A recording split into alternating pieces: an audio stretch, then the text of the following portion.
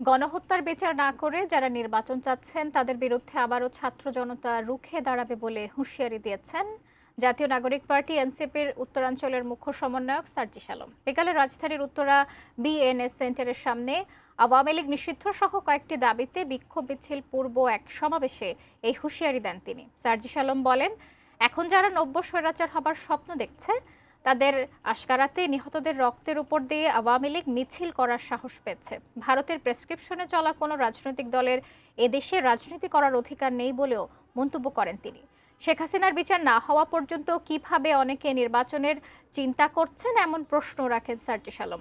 এ সময় গণ অভ্যুত্থানে শুধু উত্তরাতেই ৫৭ জনকে হত্যা করা হয়েছে উল্লেখ করে বক্তারা বলেন, এসব হত্যার বিচার না করে তাদের রক্তের উপর দাঁড়িয়ে কাউকে ক্ষমতায় বসতে দেয়া হবে না।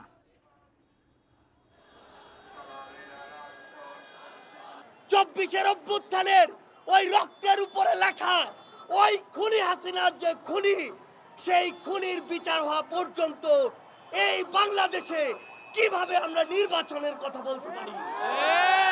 ওই খুনি হাসিনার খুনি শব্দটি মুছে ফেলার চেষ্টা করা হচ্ছে।